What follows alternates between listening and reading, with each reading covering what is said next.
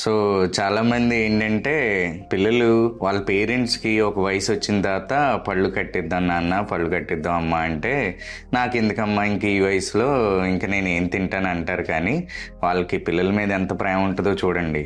పళ్ళు కట్టించుకుంటే మళ్ళీ ఎంతో ఖర్చు అవుతుంది, అదేదో పిల్లలకు ఉంటే ఉపయోగపడుతుందని అనుకుంటారు. కానీ పళ్ళు విషయానికి వచ్చేటప్పటికి ఏంటంటే ఒక వయసు వచ్చిన తర్వాత పెద్ద వయసు వారు అందరికీ మెయిన్గా వాళ్ళ ఆరోగ్యం బాగుండాలంటే వాళ్ళకి మెయిన్గా అవసరమైంది పళ్ళేనండి.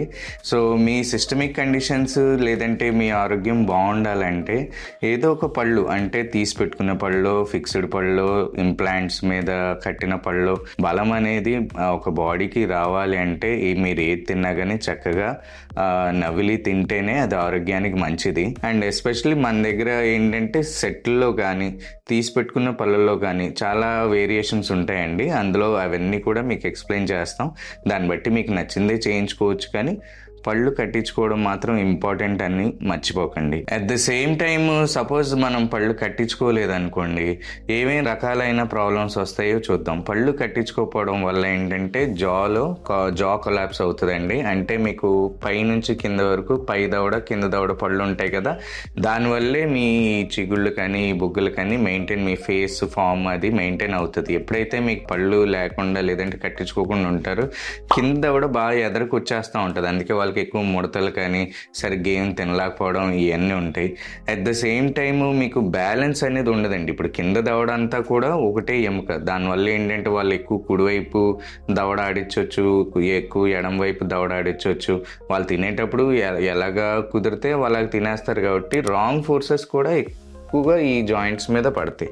సో ఈ జాయింట్స్ మీద పడినప్పుడు ఏంటంటే అవి మళ్ళీ నరాల మీద ప్రెషర్ పెట్టి అవి మళ్ళీ ట్రైజెమినల్ న్యూరాలజీ అని, సరిగ్గా తినలేకపోవడం అని, ప్లస్ ఈ జా మూమెంట్, ఫేస్ కూడా డిఫరెన్స్ వచ్చేస్తుంది. సో పళ్ళు కట్టించుకోవడం చాలా ఇంపార్టెంట్.